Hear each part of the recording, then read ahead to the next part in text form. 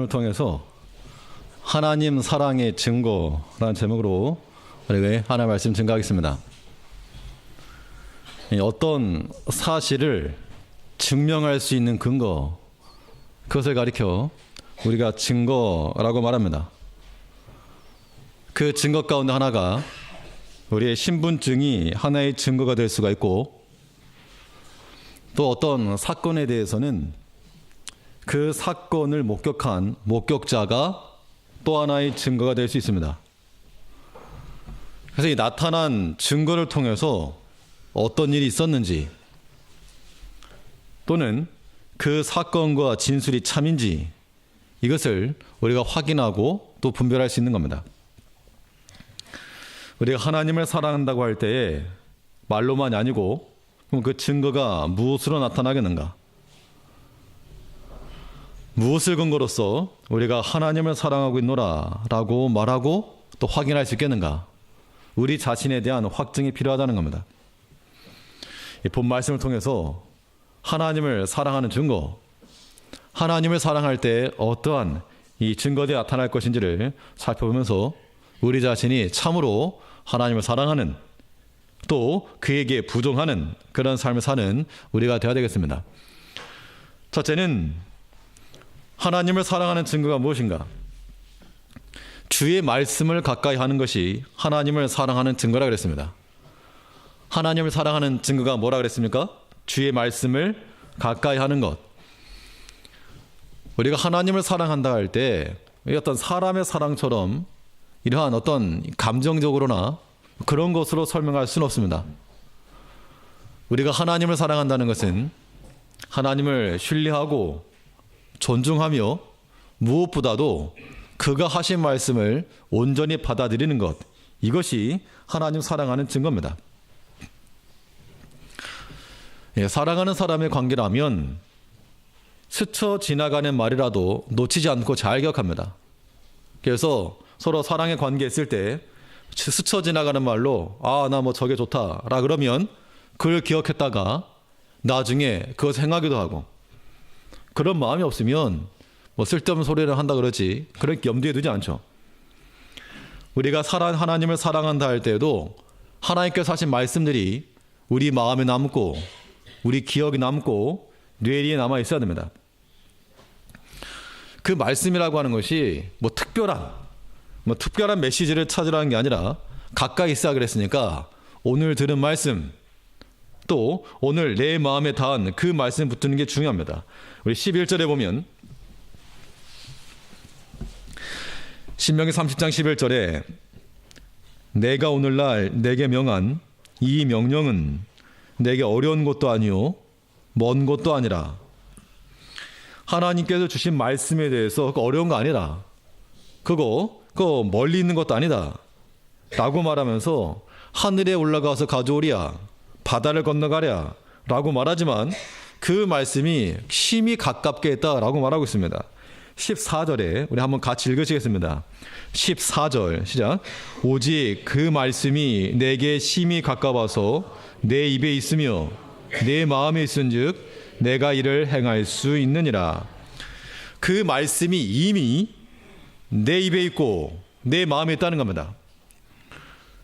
우리가 알지 못해서 새로 들어야 될 하나님 말씀이 있는 게 아니고, 이미 들은 말씀, 이미 알고 있는 그 말씀을 내 입에 있고 마음에 있고 생각에 있는 그 말씀을 그대로 행하라. 행하기 어려운 게 아니라 뭐 할 수 있느니라? 행할 수 있느니라. 우리 14절 다시 한번 요절이라 생각하시고 우리 다시 한번 읽어보시겠습니다. 시작. 오직 그 말씀이 내게 심히 가까워서 내 입에 있으며 내 마음에 있은즉 내가 이를 행할 수 있느니라.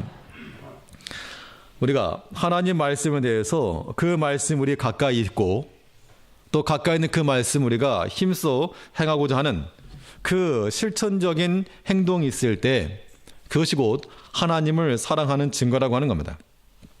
바꿔 말해서 이 하나님 말씀을 지킨다는 것, 혹시 수요일 못 나오신 분들은 제 개인적인 느낌인지 모르겠지만 지난주 수요일에 말씀을 증거하면서 굉장히 큰 제 스스로가 은혜를 받았는데, 혹시 홈페이지에 더 올려놨으니까 한번 참고해서 들어보시고, 비슷한 맥락의 말씀이 있었습니다. 그때 우리가 하나님 말씀을 지킨다라고 하는 것이 내가 지키는 게 아니라는 겁니다. 우리가 어떤 칼찬 용사와 같아가지고 하나님의 말씀 아무도 건들지 못하게 그렇게 지키는 게 아니고 하나님의 말씀이 우리를 지키는 겁니다. 우리는 그 말씀이 나를 지킬 수 있도록 그냥 그 자리를 내어드리는 것뿐인데, 그러면 이 말씀이 심히 가까웠는데 내 입에 있고 내 마음에 있는 그 말씀을 내가 행할 수 있다. 바꿔 말하면 하나님의 말씀을 행한다는 것이 그것이 우선으로 먼저 나갈 것이 아니라 무엇이 먼저가 되어야 되는가 하면 하나님을 사랑하는 마음을 먼저 가져야 한다는 겁니다. 서로 이게 앞뒤가 같은 말이겠지만 우리가 어떤 것을 행한 이후에 그 증거로서 하나님 사랑을 알지만, 그러나 그 일이 이루어지기 위해서는 하나님을 사랑하는 마음을 가져야지만이 또한 그 말씀을 지키고 일을 쉽게 할 수 있다는 겁니다.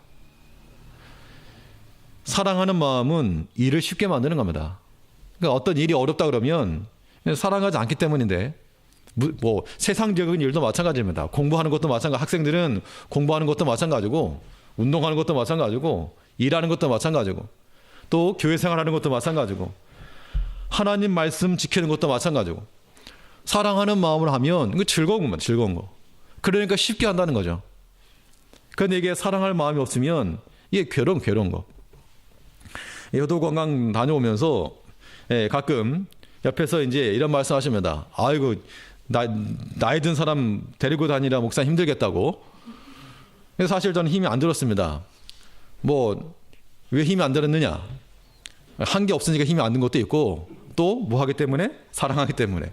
우리 어머니 아버지들 제가 사랑하니까, 사랑하는 마음을 하니까 사실 힘든 게 없었고, 뭐 수고하신 뭐 장로님이나 뭐 전사님 다 수고 많이 하셨는데, 우리가 이 과정을 거치면서도 어떤 마음이 들었는가 하면, 이게 뭐 관광하면서 다들 이제 좋긴 좋은데 한편으로 좀 아쉽다는 그런 마음을 가지시는 것 같았습니다.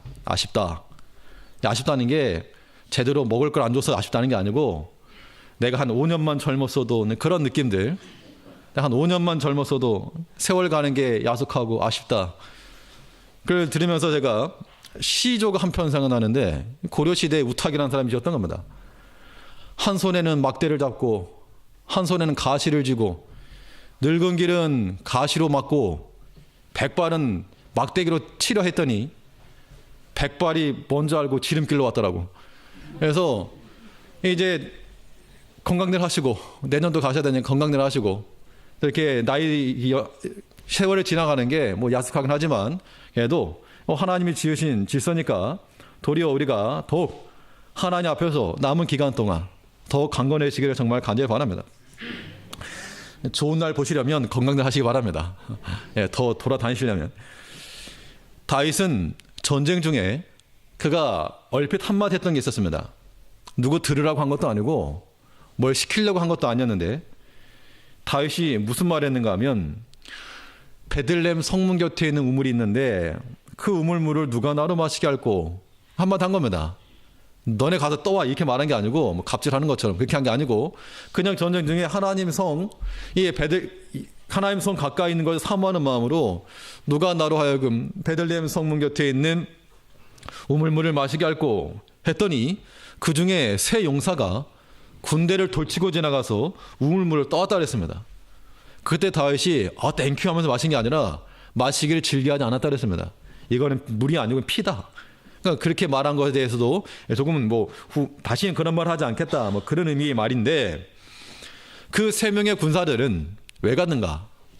뭘 잘 보이기 위해서 그랬다기보다도 그냥 충성된 마음으로 자기 섬기는 주군에 하는 그 말을 듣고 스쳐 지나간 말이었지만 그냥 흘려듣지 않고 마음에 새겨놨다는 겁니다. 그 상황, 그 말을 기억을 하고, 그래서 그 행동을 움직인 거죠.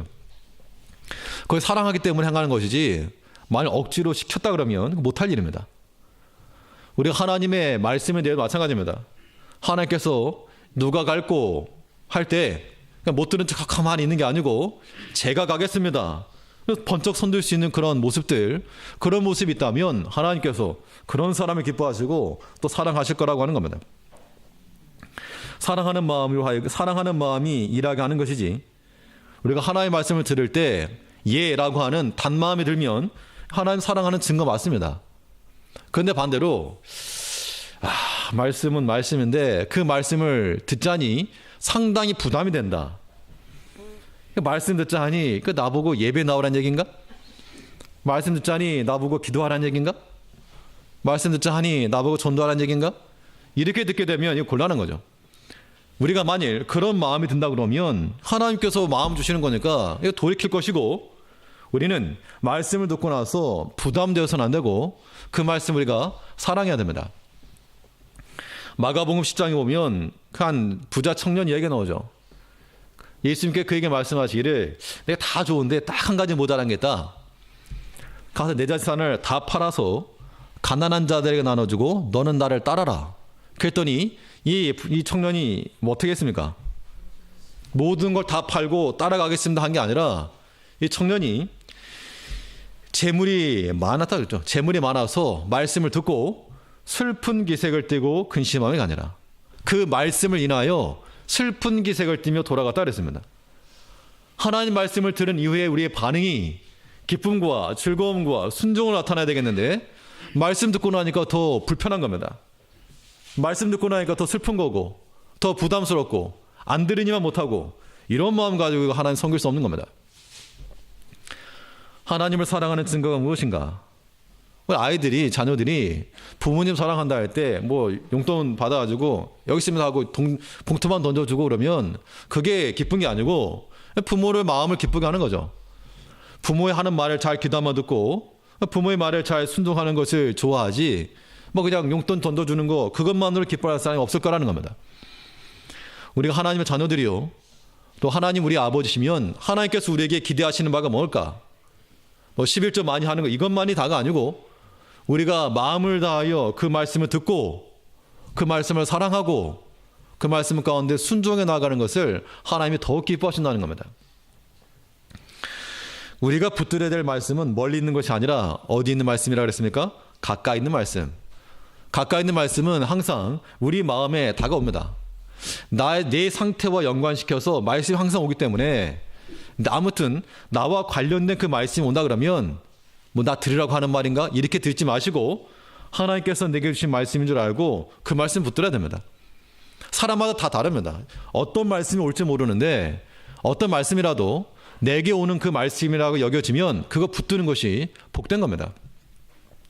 이번 일정 가운데 올라오는 길에 그 손양호 목사님 기념관을 잠깐 들리자고, 사실은 어떤 말 그대로 잠깐 들려서 보고 그냥 올라오는 그런 예정이었는데 갔더니 이 기념관 샷더문에 내려져 있고 그 손양호 목사님 아들이라고 그 자녀가 4명이라더만요. 그래서 손양호 목사님께서 돌아가시는 날 태어난 막내 아들이 있답니다. 예, 손동길이라고. 그분이 나오셔가지고 이제 일정을 그 상황을 말씀하면서 설명했는데 한 15분에서 20분 정도 설교를 한 것 같습니다.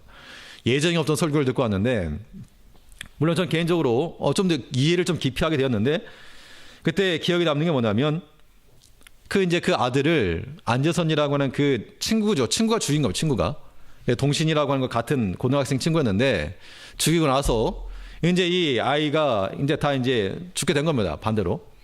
그때 이 손양호 목사님께서 원래 이름은 손양원이 아니고 손연준이랍니다. 연준인데 그 애양원 지으면서 양원이란 이름을 바꿨고, 사모님도 이름이 양원으로 바꿨답니다. 원래는 캐제인가 정캐제 이름이 좀 그런데 아무튼 양원으로 바꿔가지고 둘 다 양원이니까 또 헷갈려서 사모님은 양순으로 바꾸고. 근데 이제 그 자식을 죽인 그 아들인데 이 목사님께서 내 원수를 사랑하라, 그 말씀이 이제 기도 중에 마음에 와닿더랍니다. 우리 항상 듣고 아는 말이지만 그 상황 가운데서 그 목사님은 내 원수를 사랑하라, 그 말씀이 왔다는 얘기죠. 그 말씀이 와서 자기 아들을 죽인 그 아이를 건져내려고 자기 딸을 증인시켜가지고 다시 살려냈다 그러는데, 물론 이제 그 나중 이야기 스토리를 들어보니까 좀 이렇게 뭐 슬픈 이야기도 있고 또 약간 안 좋은 이야기도 있긴 했었지만, 아무튼 그 손양호 목사님께서 내 원수를 사랑하라라고 하는 그 말씀이 왔을 때 그게 좋았겠습니까? 아니 내 아들 아무리 뭐 믿음이 있다 그래도 자기 아들을 죽인 그 사람, 또 목사님이지만 그 가족들도 생각을 해야죠. 그 여동생도 있었는데 아마 그 여동생과 또 이제 어떤 갈등도 많았다고 하는데 그런 걸 생각하면 이게 정말 쉽지 않았다는 겁니다. 그런데 누가 시켜서가 아니라 하나님께서 내게 주신 말씀으로 알고 그 어려운 것들을 실행해냈을 때 비록 그 가족들은 슬픔이 더 있었을지 모르고 갈등이 있었을지 모르지만 많은 사람들의 하나의 본이 되고 귀감이 된 것은 분명합니다. 우리 하나님 말씀을 순종한다고 할 때는 그 말씀을 실천해내기가 쉬운 게 아닌 겁니다. 쉬운 게. 오전에도 말씀드렸지만 이 베드로가 고넬료 집에 갈 때 하나님 말씀이 가라 했지만 가면 분명히 유대인들이 알게 되면 공격할 텐데 이거 위법인데 지금까지 그런 적 없었는데 분명히 마음이 부담감이 있었지만 하나님 말씀인 줄 알고 순종했다는 겁니다. 하나님께서 우리에게 주신 그 말씀을 가까이 오는 그 말씀을 듣고 행하는 것, 이것이 하나님의 사랑하는 증거요. 또 둘째로 하나님을 사랑하는 증거, 무엇으로 우리가 생각할 수 있겠는가? 하나님의 기대치를 만족하는 겁니다. 하나님께서 내게 기대하시는 바가 무언가? 물론 그 말씀을 통해서 우리가 순종하는 것도 맞는데 말씀에 기록되지 않은 게 많죠. 우리가 살다 보면 모든 게 다 성경에 기록되어 있지는 않으니까 성경에 기록되어 있지 않은 것까지라도 하나님의 기대치를 만족해 하는 것, 이것이 곧 하나님을 사랑하는 증거라고 하는 겁니다. 오늘 본문에 보면 하나님께서 우리 앞에 생명도 놓으시고 복도 놓으시고 화도 놓으시고 저도 놓았다 그랬습니다. 그럼 뭐를 택할래? 이 이야기인데 그 가운데서 택해야 될 것, 하나님이 기뻐하실 만한 걸 택해라. 내게 유익한 걸 택해라. 그 이야기입니다. 우리 15절 말씀 보시면 15절과 16절에서 보라 내가 오늘날 생명과 복과 사망과 화를 내 앞에 두었나니 곧 내가 오늘날 너를 명하여 내 하나님 여호와를 사랑하고 그 모든 길로 행하며 그 명령과 규례와 법도를 지키라. 그리하면 내가 생존하며 번성할 것이요 또 내 하나님 여호와께서 내가 가서 얻을 땅에서 내게 복을 주실 것임이니라. 하나님께서 우리 앞에 복도 놓으시고 화도 놓으셨는데 뭘 택할 것인가? 당연히 우리는 복을 택하고 또 생명을 택해야 마땅한데 좀 어리석다는 겁니다. 나중에 뻔히 다 드러날 것인데 화를 택하고 사망을 택하고 저주를 택하고 하나님께서 이 모든 우리가 뭘 택한지를 다 보신다 그랬습니다. 우리가 하나님을 사랑하는 증거는 무엇인가? 하나님께서 우리 앞에 주신 것들 가운데서 내가 택하는 것이 무엇인가를 봐야 됩니다. 이것이 생명인지 복으로 나갈 것인지. 이건 마치 무엇과 같은가 하면 하나님께서 에덴 동산을 창설하시고 그 가운데 많은 열매들을 주시고 먹어라. 근데 그 가운데 있는 거 한 가지 먹지 못하겠습니다. 선악을 알게 하는 나무. 그러면 이런 질문이 있죠. 자, 질문을 할 테니까 한번 답을 해보시기 바랍니다. 우리 학생들 질문할 테니까 한번 답을 해보고 생각해 보세요. 하나님께서 선악과를 만드셨는데 모든 걸 다 만드셨죠. 그럼 왜 먹지 못하겠을까? 사실 이런 질문들 한 번쯤 다 해보지 않았겠습니까? 아니 먹지 말라 그러면 아예 만들지 말든가. 왜 만들어 놓고 먹지 말라 그러는가? 만들어서 저 에덴 끄트머리에 보이지 않게 하든가. 동산 중앙에 해놓고서는 먹지 말라고? 이런 것 때문에 뭐 하나님 그러냐? 이런 사람들 없지 않아 있습니다. 하나님께서 에덴에 동산을 창설하시고 그 에덴 동산이 어디냐라고 말하는 사람이 있는데요. 그러니까 어떤 주장하는 사람에 의하면 그 에덴 동산이 지금의 그 지중해 바닥에 있다 이렇게 말하는 사람이 있습니다. 물론 이제 그 창세기에 보면 동쪽 흘러가는 그런 이 물이라든가 강줄기 이런 걸 보게 되면 뭐 그 말도 뭐 틀린 말은 아니겠으나 확증할 수 없죠. 분명한 것은 하나님께서 만들어 놓으시고 먹지 말라. 그거는 아까워서 먹지 말라고 한 게 아니라는 겁니다. 아까워서 먹지 말라고 한 것이 아니고 이 모든 것의 주인이 누구라? 하나님이라.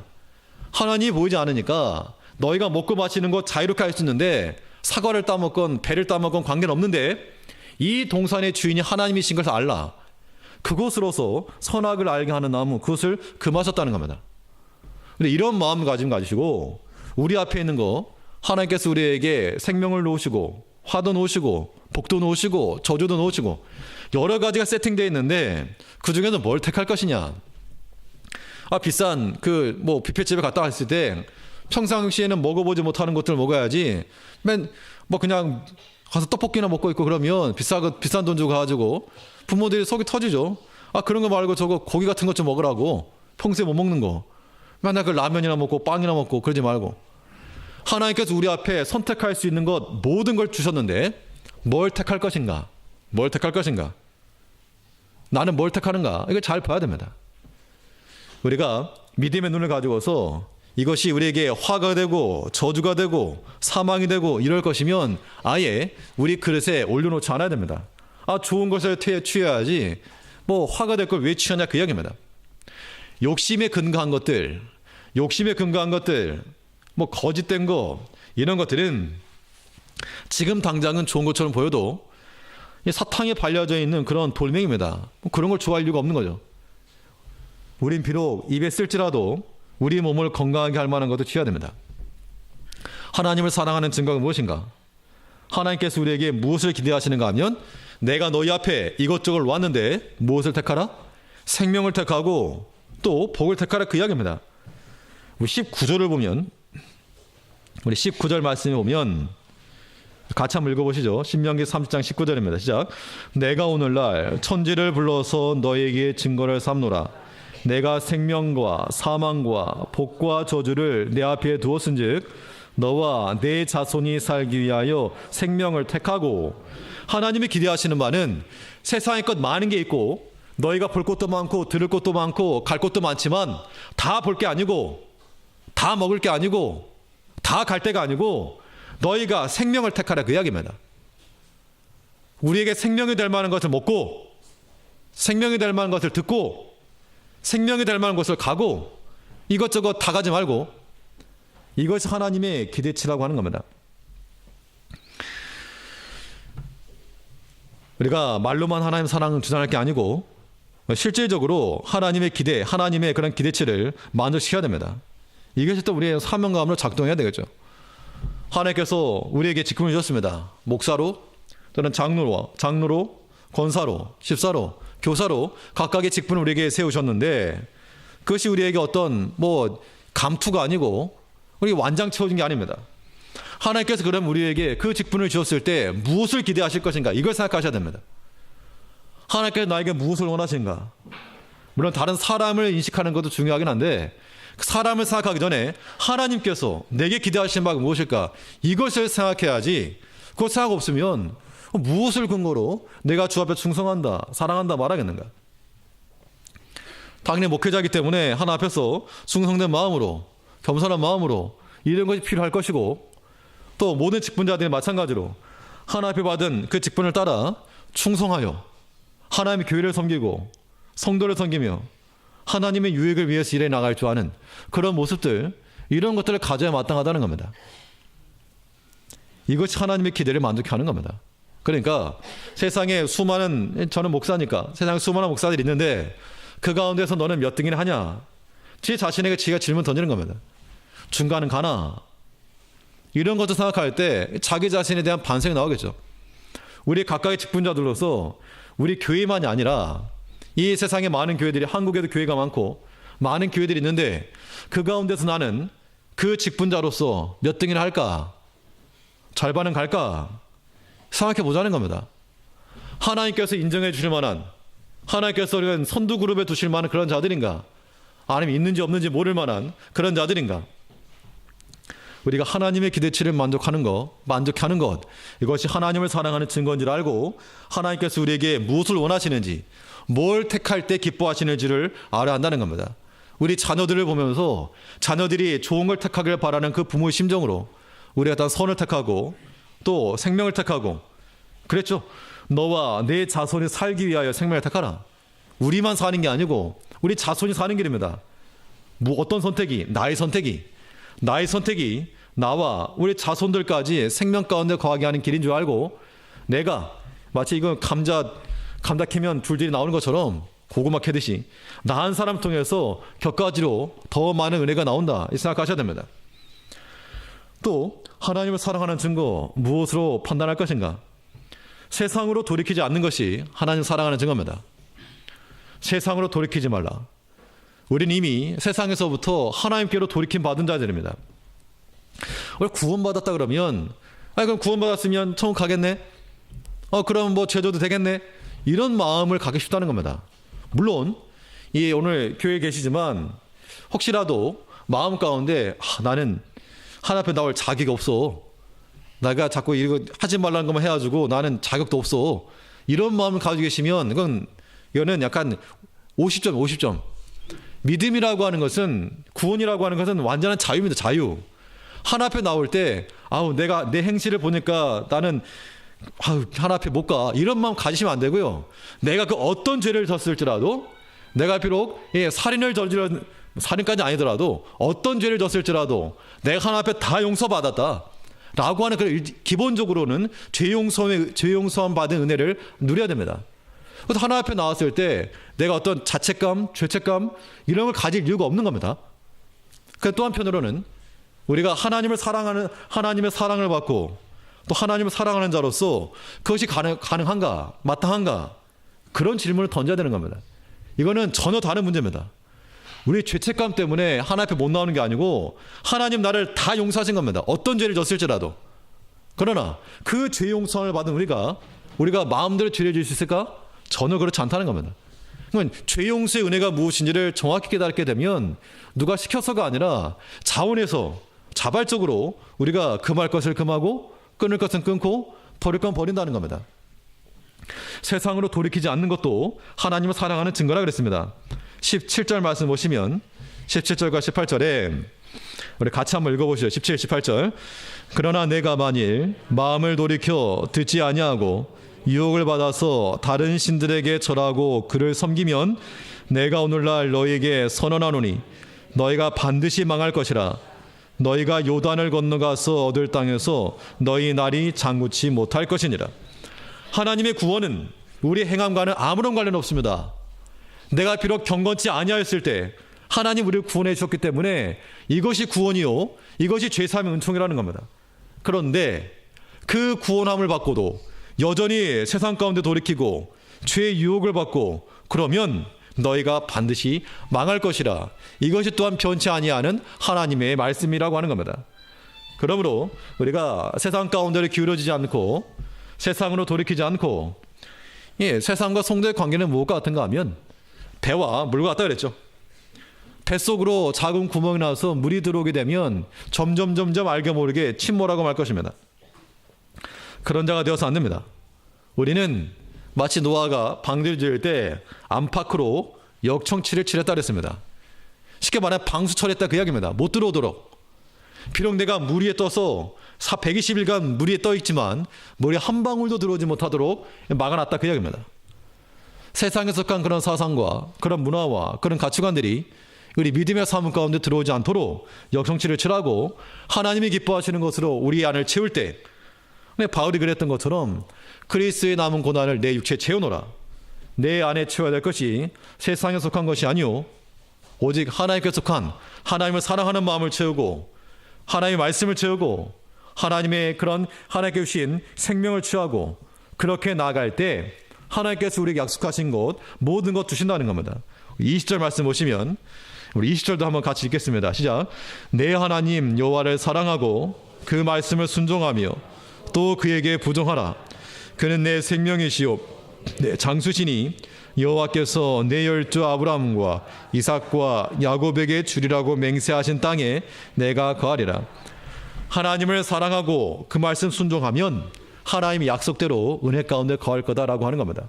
하나님 우리를 사랑하신 것만큼 우리 또한 하나님을 사랑하며 하나님을 사랑한다는 그 증거를 나타내서 주의 말씀을 가까이하고 하나님께서 우리를 향해 기대하시는 그 기대치를 만족해 할 뿐만 아니라 세상 유혹과 미혹 가운데 빠지지 않고 돌이키지 않고 오직 하나님께로만 전진 앞으로 할 수 있는 약속의 땅을 향하여 하나님을 사랑하는 마음 품고 나아갈 수 있는 우리 제일교회 성도들 되시기를 간절히 바라겠습니다. 기도하겠습니다. 우리 사랑하신 아버지, 하나님께서 우리를 먼저 사랑하여 주셨사오니 이제 그 사랑을 깨닫고 우리 또한 주를 사랑하는 삶을 살아갈 수 있는 저희 되게 하시옵소서. 하나님의 말씀이 우리에게 심히 가까워 우리가 이미 알고 있고 이미 들었고 이미 우리 마음속에 있는 그 말씀들 우리가 부담스러워하지 아니하고 못 들은 척하지 아니하고 못한다 말하지 아니하고 힘을 다하여 그 말씀 순종해 나갈 수 있는 하나님을 사랑하는 자들 되게 하시고 하나님 우리에게 기대하시는 바 생명과 또 복을 택하여 나갈 수 있는 저희들 될 수 있도록 주께서 은총 내려 주옵소서. 세상 유혹과 미혹이 있을지라도 거기에 빠지지 아니하며 오직 하나님만 사랑하고 그 말씀 순종할 수 있는 능력 있는 주의 동료 될 수 있도록 붙들어 주시기를 간절히 원합니다. 특별히 육신의 질병 가운데 처해 있는 성도들을 기억하여 주시고 하나님께서 그 육신의 회복하는 허락하심으로 하나님께서 역사하시는 것들을 목독해 하시고 하나님께 육신의 소망 더하여 주시옵소서. 영적인 그런 시험 가운데 빠져있는 형제들마다 하나님께서 그들에게 소망을 주시고 말씀으로 찾아가 위로케 하시며 다시금 주 안에서 한 마음과 한 뜻으로 주 앞에 예배드릴 수 있는 복된 믿음의 자녀를 낼 수 있도록 주께서 인도하여 주시옵소서. 특별히 이 나라와 이 민족을 기억하시고 또 이제 남북 정상회담을 앞두고 있는 가운데 이 모든 역사 가운데 하나님의 섭리를 인도하신 아버지, 이 모든 기회를 통하여 마지막까지 이 북한 땅에까지 복음이 들어갈 수 있는 기회가 되게 하시고 여전히 그 땅에 복음을 갈망하는 사람들, 굶주리고 있는 형제들이 있사오니 그들을 불쌍히 여기는 마음으로 교회와 성도들이 기도하게 하시고 하나님께서 문을 여셔서 복음이 들어갈 수 있도록 이를 위하여서 우리가 함께 협력하며 기도할 수 있는 복음 가운데 나아갈 수 있는 자들 될 수 있도록 인도하여 주시옵소서. 주 예수님 이름으로 기도하옵나이다. 네.